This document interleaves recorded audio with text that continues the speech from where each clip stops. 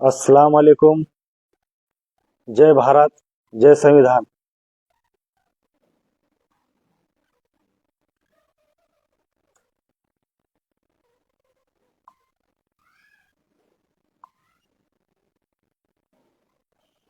अस्सलाम वालेकुम।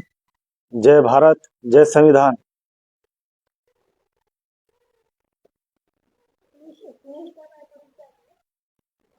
हाँ, लाइव है क्या? कट कर दे।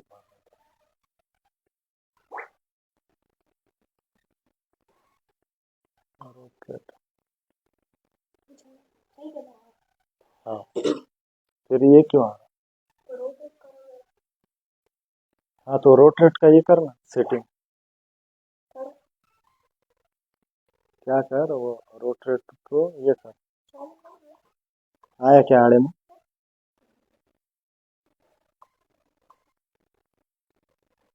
अस्सलाम वालेकुम। जय भारत, जय संविधान। आज बहुत दिनों से मैं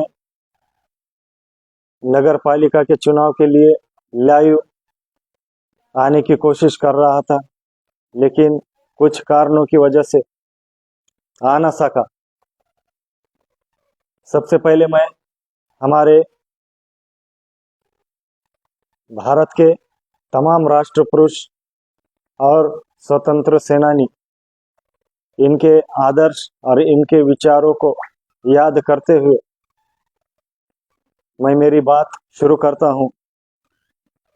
मेरे जज्बातों से इस कदर वाकिफ है मेरी कलम, मेरे जज्बातों से इस कदर वाकिफ है मेरी कलम।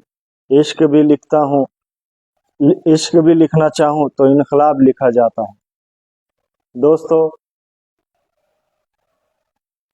मतदान प्रक्रिया देश में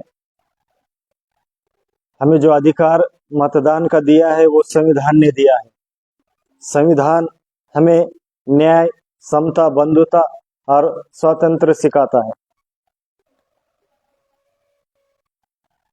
देश में लोकशाही है और लोकशाही होने की वजह से देश में है तो मतदान प्रक्रिया है।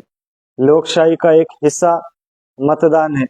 जैसा लोकशाही के 4 आधार स्तंभ है, लोकशाही के 4th पिलर है, तो 4th पिलर में का एक पिलर है वोटिंग, मतदान। संसद है, कार्यकारी मंडल दूसरा, तीसरा है न्यायालय और चौथा है पत्रकारिता। दोस्तों, आज है तो जातीयवादी पार्टियों की तरफ से संविधान को आज बहुत सारा धोखा बना हुआ है। लोकशाही में सरकारें तो 2014 से जो सरकारें चल रही है, तो इनके दिमागों में तो सिर्फ जातीयवाद और हिंदू मुसलमानी देखने को मिल रहा है। लेकिन हम ये चाहते हैं कि देश में है तो सेकुलरिज्म जिंदा रहे, धर्मनिरपेक्षता जिंदा रहे, लोकशाही जिंदा रहे, संविधान कायम रहे और समाजवादी विचारधारा जिंदी रहे।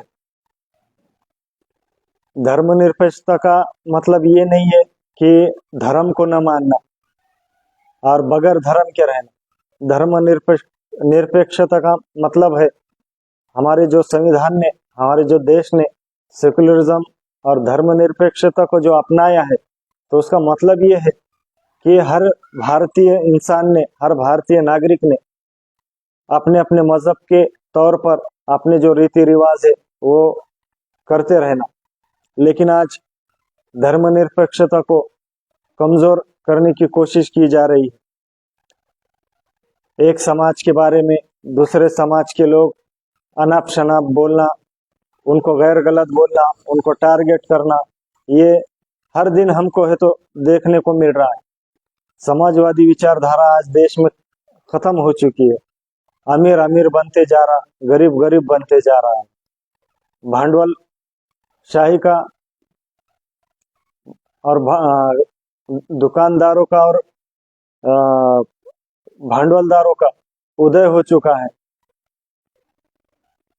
और इसके वजह से गरीबी देश में बढ़ती जा रही है।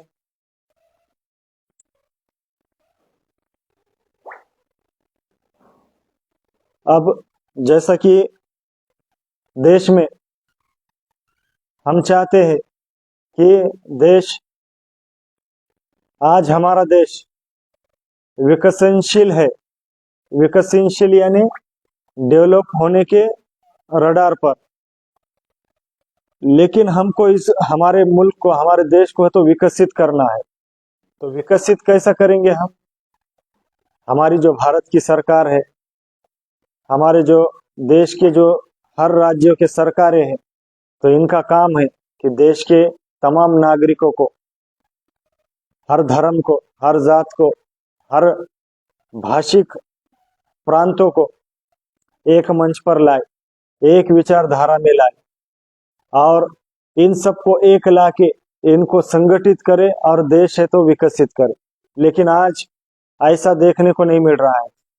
हम विकसनशील रास्ते से विकसित के तरफ जाने के बजाय अविकसित बनते जा रहे हैं। हम धर्मों में और हम जातों में, भाषाओं में और पंथों में है तो उलझ चुके हैं। आज हमको सिर्फ एक दूसरे के धर्मों को और जातों को है तो नीचा दिखाने में हम है तो खुद को बहुत माहिर समझ रहे हैं।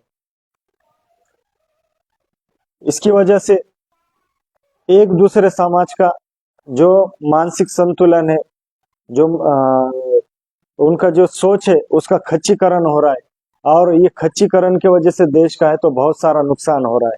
और हम है तो जो महासत्ता बनना है दुनिया में, हमें सुपर पावर बनना है, तो इसके वजह से हम है तो अविकसित और अडानी और आदिवासी के तरफ बढ़ते जा रहे हैं।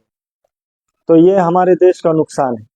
हमको अगर आगे बढ़ना है, चाहे एजुकेशन हो, चाहे रोजगार हो, चाहे बिजनेस हो, बड़े बड़े ऐसे दुनिया में हमको अगर इंडिया का, भारत का अगर नाम ऊंचा करना है तो हमको ऑलराउंड डेवलपमेंट ऑल कम्युनिटी का करना जरूरी है, ना कि हमको धर्म का और जात का देखकर फैसले लेना चाहिए।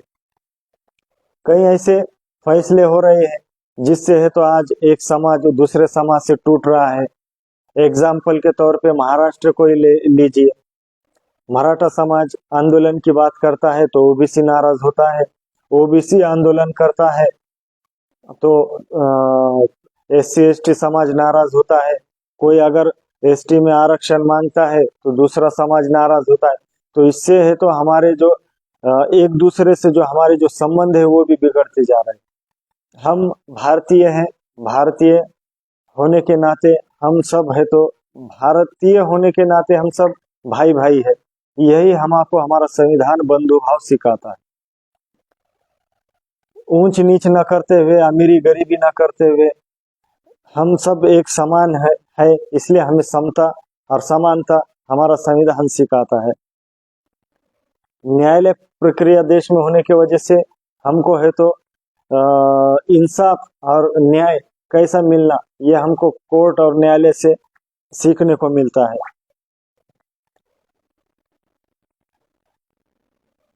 हमारी है तो आजादी, अब आजादी जो है तो हमारी आजादी में हमको है तो हर तरह की आजादी दी गई है। एजुकेशन की, तालीम की आजादी है, भाषण की आजादी है, कारोबार करने की आजादी है, घूमने फिरने की आजादी है, खाने पीने की आजादी है, पहनने ओढ़ने की आजादी। लेकिन कुछ दिनों से ये आजादी भी है तो भारतीय नागरिकों को लग रहा है कि ये आने वाली जो सरकार चल रही है तो वो हमारी आजादी कहीं छीन न ले। भाषण करने पे बंदी, खाने पीने पर बंदी, चलने फिरने पर बंदी, घूमने फिरने पर बंदी, कारोबार पर बंदी, एजुकेशन पे बंदी। तो इसके वजह से है तो हर भारतीय को है तो तकलीफ हो रही है। अब ऐसे में हमको है तो एक भारतीय और भारत के लिए, भारतीय बनकर भारत के विकास के लिए, भारत के एकता के लिए, भारतीय समता के लिए हमें एक जगह पर, एक मंच पर आने की जरूरत है। अब ऐसे में चुनाव लग जाते हैं देश में। चुनाव हमारे देश का बहुत एक अहम हिस्सा है। हमारे देश का है तो एक हृदय, हार्ट है, हमारे कंट्री का हार्ट है। चुनाव से ही हमारी सरकारें बनती है, और चुनाव से ही हमारे जो सरकारें बनती है तो वो देश को है तो चलाते हैं। हालांकि सरकारें हैं तो जनता के सेवक होते हैं, खासदार हो, आमदार हो, या स्थानिक स्वराज्य संस्था के मेंबर हो, ये हमारे सेवक है, जनता के सेवक है। जनता ने जनता के कल्याण के लिए इनको चुन कर दिया है। लेकिन हमको सोचना चाहिए कि हम जो खासदार को चुन कर देते हैं तो वो खासदार काबिल है, सरकार से है तो अपने मतदार संघ के लिए कुछ मांग सकते हैं क्या, कुछ डेवलपमेंट कर सकते हैं क्या? जो आमदार को हम चुन के देते वो काबिल है क्या, पढ़े लिखे है क्या, वो हमारे मतदार संघ के लिए कुछ सरकार से नई नई योजनाएं ला सकते हैं क्या? स्थानिक स्वराज्य संस्था के इलेक्शन है, इसमें हम नगराध्यक्ष को चुन के देते हैं, नगर सेवकों को चुन के देते हैं, तो ये हमारे वार्ड से जो लड़ रहे हैं तो ये काबिल है क्या, पढ़े लिखे है क्या, सूझबूझ रखने वाले हैं क्या? तो ये भी हमको बहुत गहराई से सोचना जरूरी है भाई। क्यों? तो ये हमारे मतदार मतदान क्षेत्र से जुड़े हुए होते हैं। हम इनको हमारा कीमती वोट देते हैं, इसलिए देते हैं कि ये हमारे एरिया का है तो ऑलराउंड डेवलपमेंट कर सके, सर्वांगीण विकास कर सके, गवर्नमेंट के नई नई योजनाएं ला सके। तो इसलिए पिछले बारी को बीड़ मतदार संघ से, राष्ट्रवादी से बजरंग बप्पा सोनवने को बीड़ जिले में है तो जिता कर दिया। बीड़ जिले में तमाम विधानसभा में हर जगह राष्ट्रवादी कांग्रेस के आमदारों को चुनकर दिया। जैसा बीड़ से राष्ट्रवादी के संदीप सिरसागर, गेवरई से राष्ट्रवादी से अमर सिंह पंडित, मंजले गांव से सोलंके है प्रकाश सोलंके, परली से है धनंजय मुंडे, के जंबा जोगई से नमिता मुंदड़ा है, आष्टी पाटोदा शिरूर से सुरेश धस। ऐसा हमने हर उम्मीदवार को हमारे मतदार क्षेत्र से हमने है तो जीत के जिता कर दिया है। ना हमने कभी उनका धर्म देखा है, ना उनकी जात देखी है, ना उनकी भाषा देखी है। बस पब्लिक को, लोगों को लगा कि ये उम्मीदवार अच्छा है, इसलिए हमने है तो उनको जिता कर दिया है। अभी नगर पालिका के चुनाव है। नगर पालिका के चुनाव में महाराष्ट्र के कई सारे हिस्सों में है तो नगर पालिका, महानगर पालिका के चुनाव हो रहे हैं। हमारे बीड़ से भी बल्दिया का नगर पालिका का चुनाव है। इसमें भी आज हमारे बीड़ को शेड्यूल कास्ट के लिए महिला आरक्षित जगह है, और कई पार्टियों के उम्मीदवार, हर पार्टी ने अपने अपने पार्टी के तरफ से उम्मीदवारी जाहिर की है। अभी हमारे पास प्रमुख पार्टियों में जैसा देख सकते हैं हम, बीड़ नगर पालिका के नगराध्यक्ष के चुनाव के लिए जैसा प्रेमलता दादा साहेब पारवे, राष्ट्रवादी कांग्रेस पार्टी अजित पवार गठ, इनके तरफ से ये चुनाव लड़ रहे हैं। दूसरे नंबर पर है स्मिता विष्णु वाघमारे, जो राष्ट्रवादी कांग्रेस पार्टी के ही शरद पवार गठ से चुनाव लड़ रहे हैं। तीसरे नंबर पर है ज्योति घुमरे, जो भारतीय जनता पार्टी के तरफ से चुनाव लड़ रहे हैं। चौथे है सुरेखा श्रृंगारे, जो एमआईएम पार्टी के तरफ से चुनाव लड़ रहे हैं। और भी वंचित बहुजन आघाड़ी है, कांग्रेस पक्ष है, तो बहुजन समाज है, और भी बहुत सारे ऐसे आप है, बहुत सारे ऐसे पार्टी अपक्ष कुछ उम्मीदवार है। तो तकरीबन ये उम्मीदवार है तो आज चुनाव के मैदान में उतरे हुए हैं। अभी हाल ही में हमने देखा, कल एक बीड़ में मशवरा जिसको बोलेंगे, एक मीटिंग देखने को एक बैठक हुई अंबेडकर समाज की।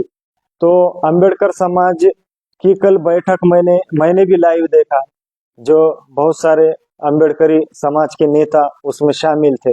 तो वो मैंने है तो वो बैठक, वो उनकी मीटिंग पूरी देखा, और पूरा एक उनका जो कहना था, मानना था उनका, वो पूरा पिक्चर समझ में आया। कि मैं फेसबुक लाइव से मेरे समाज को भी ये कहना चाहता हूँ कि मराठा समाज आरक्षण हो, शिक्षण हो, या और भी उनके जो मांगना हो, तो मराठा समाज बोल के एक जगह आ जाता है। वंजारी समाज अपने जरूरतों को, अपने मुद्दों के ऊपर एक जगह आ जाता है। ब्राह्मण समाज अपने मांगनियों के ऊपर एक जगह आ जाता है।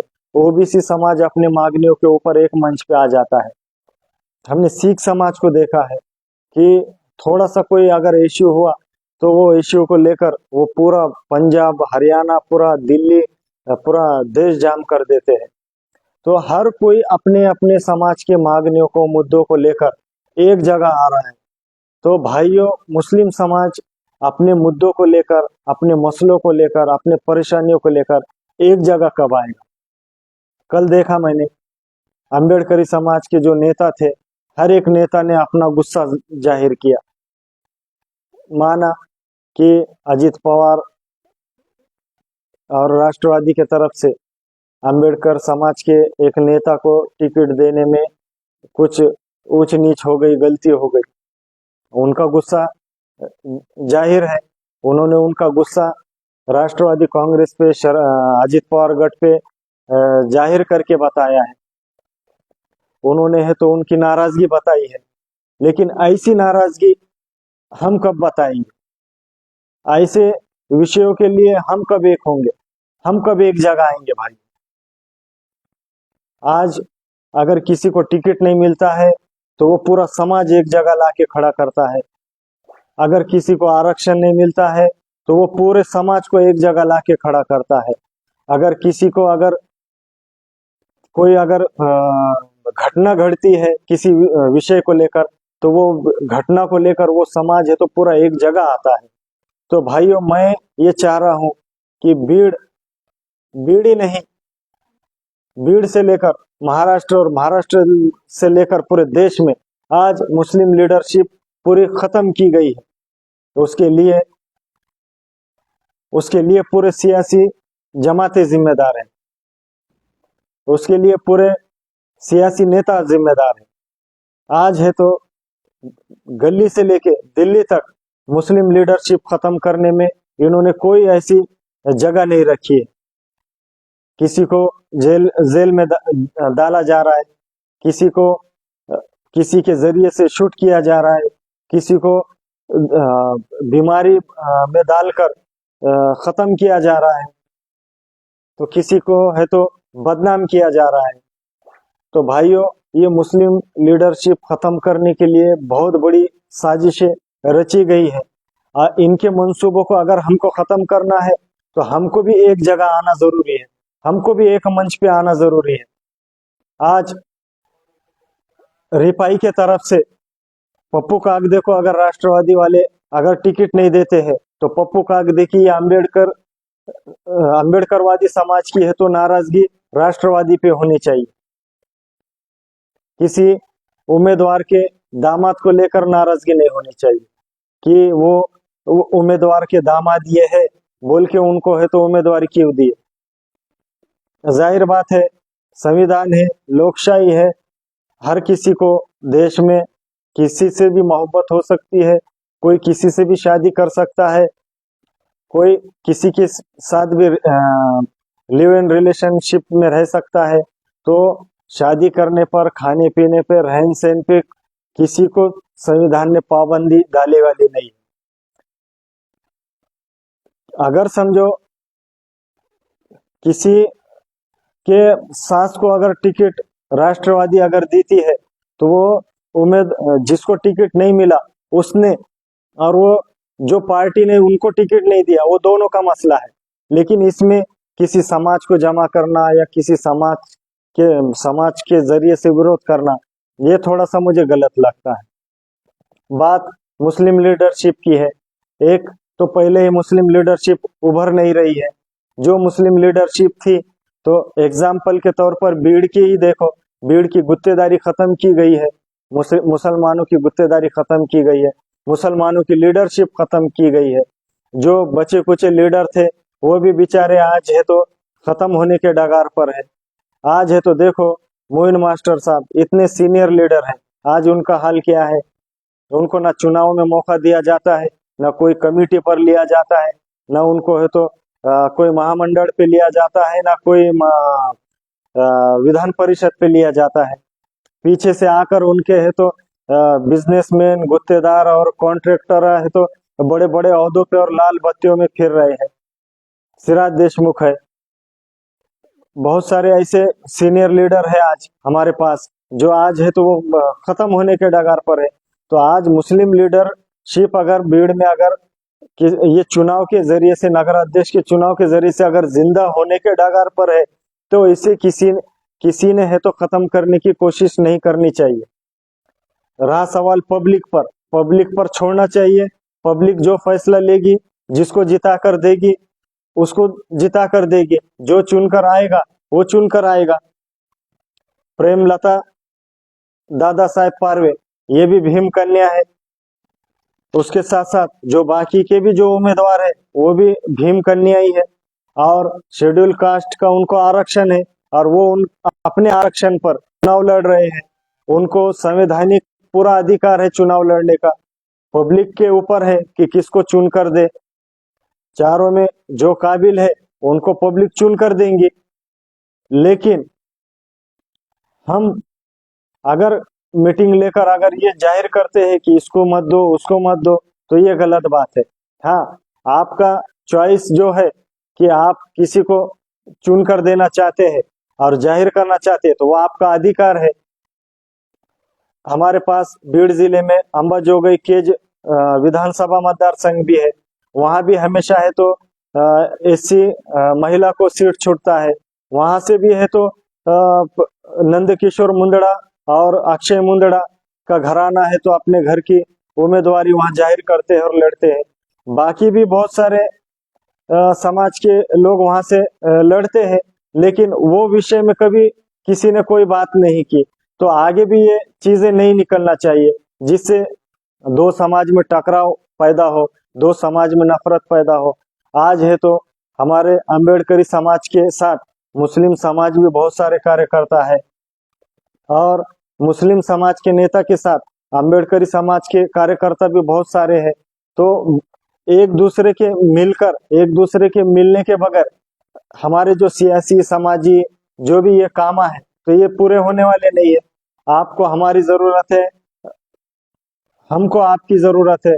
तो हमको जैसा आज तक हम मिलजुल कर काम करते हुए आए हैं, आगे भी हमको मिलजुल के काम करना है। इसलिए हर एक को अपना चॉइस है, अपना इच्छा जाहिर करने की ये है कि हम किसी को चुन कर दे, किसी को वोट दे, ये हर एक को अपना अपना अधिकार है। तो ये पब्लिक के ऊपर छोड़े कि कौन किसी को जीत कर दे। कल है तो लोक सेना भवन पे मेरी मुलाकात लेने के लिए गेवराई के आमदार विजय सिंह पंडित साहब आए थे। उन्होंने मुझसे रिक्वेस्ट की कि राष्ट्रवादी को साथ दो, राष्ट्रवादी को लोक सेना संगठन का पार्टिंबा दो। हमने उनको है तो कुछ मुद्दे रखे, मुद्दे समाज के थे। समाज के मुद्दों पर अगर काम करने के लिए तैयार है तो हम बिल्कुल आपका साथ देंगे, ऐसा हमने तो लोक सेना की तरफ से आश्वासन दिया उनको। अभी तक भी कई नेता हमारे पास आए, कई नेताओं को हमने सामाजिक मुद्दे दिए, लेकिन जब वो चुनकर आए या वो इलेक्शन हो गया तो वो मुद्दों के तरफ उन्होंने है तो हमको है तो पीठ बताने का काम किया। इसलिए इस बार हम वो नेताओं से नाराज थे कि वो नेताओं ने हमको मिलने भी आना नहीं और हमको है तो सामाजिक मुद्दों पर हमसे चर्चा भी करनी नहीं चाहिए। हमने विजय सिंह पंडित से ये कहा कि आपने जो नगर अध्यक्ष का उम्मीदवार दिया है हम आपके बोलने पर उनको साथ तो देंगे, लेकिन आप है तो हमारे समाज के लिए क्या करेंगे? आप है तो एक आमदार है, आप है तो विधिमंडल में बैठते हैं महाराष्ट्र के विधिमंडल में बैठ के आप हमारे समाज के मसले उठाएंगे क्या? अगर आप हाँ बोलते हैं तो हम आपके उम्मीदवार को बिल्कुल साथ देंगे। विजय सिंह पंडित ने कहा कि आपके है तो मुद्दे बताओ हमको। मैंने कहा कि कई सालों से जो कोर्ट ने मान्य करे वाला मुस्लिम आरक्षण है, वो है तो आपके जो मुख्यमंत्री है देवेंद्र फडणवीस, ये है तो धर्म के आधार पर है तो खुट्टी मारने का काम मुस्लिम आरक्षण के लिए करते हैं। आपके अजीत दादा पवार को कन्विंस करेंगे, असेंबली में मुस्लिम आरक्षण के लिए आवाज उठाएंगे, और अगर ये आवाज अगर उठाते हैं तो बिल्कुल हम आपके उम्मीदवार का साथ देंगे। हम जात पे वोट करेंगे नहीं, हम जात और धर्म पे साथ नहीं देंगे। आप अगर हमारे समाज के मुद्दों पर अगर काम करेंगे तो हम बिल्कुल आपका साथ देंगे। आप हमको आश्वासन दो कि पूरे महाराष्ट्र में नहीं, पूरे देश में मुस्लिम समाज का मॉब लिंचिंग किया जा रहा है। मॉब लिंचिंग में एक मॉब जमा होकर उन्हें है तो टारगेट कर रहे हैं, उन्हें सताया जा रहा है, उन्हें मारा जा रहा है, जान से मारने की कोशिश की जा रही है। क्या आप महाराष्ट्र के मुसलमानों के लिए अल्पसंख्यक संरक्षण कायदा बनाने के लिए प्रस्ताव रखेंगे असेंबली में? अजीत दादा पवार के कान पर राज्य में मुस्लिम समाज और अल्पसंख्यक समाज के संरक्षण के लिए कायदा बनाने के लिए आप अजीत दादा को तैयार करेंगे? मौलाना आजाद आर्थिक विकास महामंडल का बजट कई दिनों से रुका हुआ है, और कई ऐसे महामंडल के और बेरोजगार नौजवानों ने अपना है तो फाइलें रोजगार के लिए, छोटे मोटे उद्योग के लिए फाइलें डाली हुई है। कई लोगों के है तो फाइलों पर है तो बोझे गिरे हुए हैं, जमीनों पे और मॉर्गेज पर बोझे गिरे हुए हैं, पीटीआरओ पे, लेकिन साल 2 साल हो गए, अभी तक है तो वो फाइलें और वो कर्ज है तो मंजूर होने के बाद भी उनको है तो कर्जे के चेक है तो मिले नहीं। तो क्या आप मौलाना आजाद आर्थिक विकास महामंडल का बजट ज्यादा से ज्यादा जल्द से जल्द देने की कोशिश करने के लिए अजित पवार को बताएंगे? महाराष्ट्र के हर जिले में अल्पसंख्यक कल्याण समिति गठित नहीं है। हम है तो पूरे महाराष्ट्र में ही नहीं, पूरे देश में और पूरे दुनिया में 18 दिसंबर अल्पसंख्यक हक दिन मनाते हैं, लेकिन हमारे महाराष्ट्र की सरकार कई सालों से अल्पसंख्यक कल्याण समिति गठित नहीं करती है। क्या आप अजित पवार साहब को बोलकर महाराष्ट्र के हर जिले में अल्पसंख्यक कल्याण समिति गठित करने के लिए कोशिश करेंगे? भीड़ में उर्दू घर को कई सालों से मंजूरी मिली हुई है, पिछले नगर अध्यक्ष की वजह से, पिछले आमदार की वजह से और खासदार की वजह से भीड़ में है तो उर्दू घर कई सालों से मंजूरी मिलने के बाद भी अभी तक नहीं बना है। लड़कियों का हॉस्टल कई सालों से भीड़ में मंजूरी मिली है, लेकिन नगर अध्यक्ष डॉक्टर भारत भूषण क्षीरसागर ने और आमदार संदीप भैया क्षीरसागर ने आज तक भी लड़कियों के हॉस्टल बनने के लिए कोई ऐसा आगे आने की कोशिश नहीं की है। तो आप हमें आश्वासन दीजिए कि अगर आप लड़कियों के हॉस्टल के लिए जल्द से जल्द जगह देकर अगर हॉस्टल बनाते हैं और अच्छे से अच्छा सुशोभित ऐसा उर्दू घर अगर बना के देते हैं, तो हम आपके उम्मीदवार के लिए काम करने के लिए तैयार है।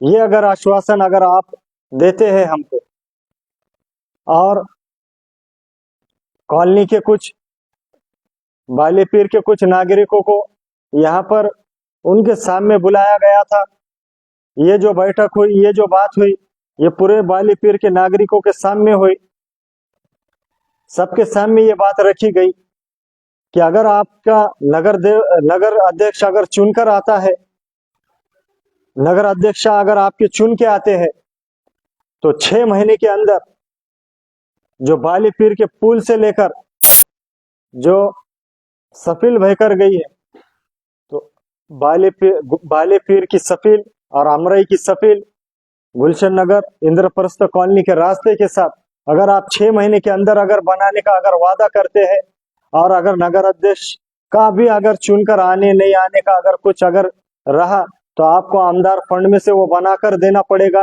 ये अगर आप आश्वासन देते हैं, तो हम आपके उम्मीदवार का काम करने के लिए तैयार है। ये विषयों पर विजय सिंह पंडित से कल बात हो गई। उन्होंने आश्वासन दिया कि मैं आपके तमाम विषयों को, आप मुझे आपके लेटर पैड पर तमाम विषय लिख कर दीजिए, मैं आपके विषयों के ऊपर खुद भी विधिमंडल में, महाराष्ट्र के असेंबली में मैं आवाज उठाऊंगा और अजीत दादा पवार को भी ये विषय बताऊंगा और इस पे जल्द से जल्द काम कराने की कोशिश करूंगा। और रही बात नदी के रास्ते की, सफील की 6 महीने के अंदर करा के दूंगा। उर्दू घर और लड़कियों का हॉस्टल, वो भी 6 महीने के अंदर मैं जल्द से जल्द बनाकर देने की पूरी जिम्मेदारी मैं लेता हूं, ऐसा आश्वासन उन्होंने दिया। मैं भले ही गेवराई का आमदार हूं, लेकिन अजीत दादा पवार ने मुझे बीड़ की प्रभारी बोलकर जिम्मेदारी दी है। ये तमाम जिम्मेदारियों को लेकर मैं है तो आपके पास बहुत उम्मीदों से आया हूं, और मुझे लोकसेना संगठन का और आपका पार्टिंबा चाहिए, ऐसी मैं विनंती करता हूं। ऐसा उनके तरफ से प्रस्ताव आया, तो इस ताल्लुक से मैंने आज है तो ये लाइव फेसबुक के माध्यम से बीड़ के जनता के सामने मैं आने के लिए कोशिश कर रहा था। हमको है तो किसी न किसी को जिता कर देना है, लेकिन मैं बीड़ शहर वासियों से एक विनंती कर रहा हूं, एक रिक्वेस्ट कर रहा हूं। मैं हिंदू भाइयों से भी रिक्वेस्ट कर रहा हूं, मुस्लिम भाइयों से भी रिक्वेस्ट कर रहा हूं, अंबेडकरी समाज से भी रिक्वेस्ट कर रहा हूं। बीड़ जिले के पालक मंत्री अजीत दादा पवार है। अजीत दादा पवार को मेरा भी विरोध था, राष्ट्रवादी को मेरा भी विरोध था, भाजपा को मेरा भी विरोध था, शिवसेना को भी मेरा विरोध है। मैं सेक्युलर सोच रखने वाला इंसान हूं, लेकिन मैं चाहता हूं कि जिस बीड़ जिले को पालक मंत्री अजीत पवार है, वो पालक मंत्री के माध्यम से बीड़ के नगर पालिका को ज्यादा से ज्यादा बजट आ सकता। इसीलिए बीड़ हो या बीड़ जिले के तमाम नगर पालिका हो, अजीत पवार गढ़ के ताबे में अगर देंगे, तो मुझे लगता है कि अजीत पवार के तरफ से हमको नगर पालिका को ज्यादा से ज्यादा बजट मिल सकता है। इसलिए मेरी तमाम लोगों से अपील है कि हमने है तो अजीत दादा पवार गढ़ के जो नगर अध्यक्ष के उम्मीदवार है राष्ट्रवादी के, प्रेमलता दादा साहेब पारवे, इनको अपना वोट देना और उनको जिता के लाना। क्यों?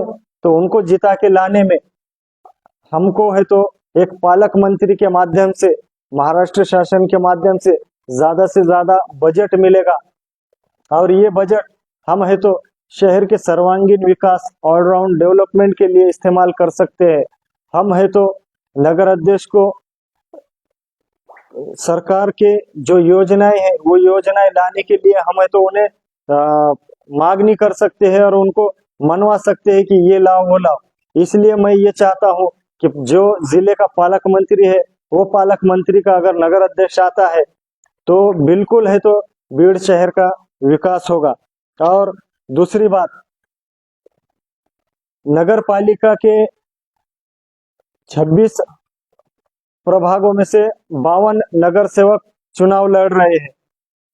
अब लोक सेना संगठन जब भी सामाजिक आंदोलन छेड़ती है, सामाजिक आंदोलन करती है, चाहे मुस्लिम आरक्षण हो, मुस्लिम संरक्षण हो, मुसलमानों के शिक्षण के ऊपर हो, सामाजिक मुद्दों पर हो, अल्पसंख्यक समाज के मुद्दों पर हो, जब भी लोक सेना संगठन जब भी कोई आंदोलन पुकारती है, अल्पसंख्यक समाज पर होने वाले अन्याय अत्याचार पर, उनके हक अधिकारों को मिलाने के लिए जब भी लोक सेना संगठन आंदोलन करती है, तो बीड़ से ही नहीं, बीड़ जिले से और महाराष्ट्र से तमाम सियासी पार्टियों के जिम्मेदार, तमाम पार्टी के सियासी नेता, कार्यकर्ता हमारे आंदोलन से जुड़ते हैं और हमारे आंदोलन को ताकत देने का काम करते हैं, हमारा साथ देते हैं। तो इसीलिए नगर अध्यक्ष के लिए तो प्रेमलता दादा साहेब पारवे, जो अजित पवार गढ़ के राष्ट्रवादी के उम्मीदवार है, इनको जिता कर दो, ऐसी मैं अपील और विनंती करूंगा। लेकिन बीड़ के जो 52 नगर सेवक के लिए जो उम्मीदवार है, हर वार्ड में है तो 8, 10, 5, 7, 15, 20 उम्मीदवार लड़ रहे हैं और तमाम उम्मीदवारों से है तो हमारी है तो अच्छे ताल्लुकात है, अच्छे रिलेशन है, लोक सेना को सब मानते हैं, मेरे काम को सब मानते हैं, मुझे है तो सब रिस्पेक्ट देते हैं। और बीड़ शहर से कई भावी नगर सेवक जो उम्मीदवार हैं, वो हर पार्टी के उम्मीदवार ने आके है तो लोक सेना भवन पे मुलाकात ली, हमारे से है तो रिक्वेस्ट की, फोन करके बात की कि हमको सपोर्ट दीजिए, हमारा साथ दीजिए। तो मैं बीड़ शहर वासियों को यहाँ पर ये चीज बताना चाहता हूँ कि भाइयों, 52 वार्ड के नगर सेवकों में जो काबिल इंसान है, जो पढ़ा लिखा इंसान है, जो सूझबूझ रखने वाला इंसान है, जो अच्छी सलाहियत रखता है, जो पढ़ा लिखा है, जो अधिकारियों के आंखों में आंखें डाल के तुम्हारे हक और अधिकार और तुमको इंसाफ दिला सकता है, दवाखानों में 24 घंटे साथ दे सकता है, नगर पालिका में साथ दे सकता है, सरकारी दफ्तरों में साथ दे सकता है, पुलिस स्टेशन में साथ दे सकता है, गवर्नमेंट की नई नई योजनाओं को लाकर आपके एरिया में है तो डेवलपमेंट करने के लिए सरकार का बजट लाने की कोशिश कर सकता है, तुम्हारे वार्ड के लिए साफ सफाई हो, पानी हो, साफ सुथरा पानी हो, रास्ते हो, लाइट हो, तमाम कामों के लिए अगर ये बंदा अगर तुम्हारे लिए अच्छा दिखता है तो बिल्कुल तुमको जो काबिल उम्मीदवार दिखता है, तुम उनको है तो जिता कर देने की पूरी पूरी कोशिश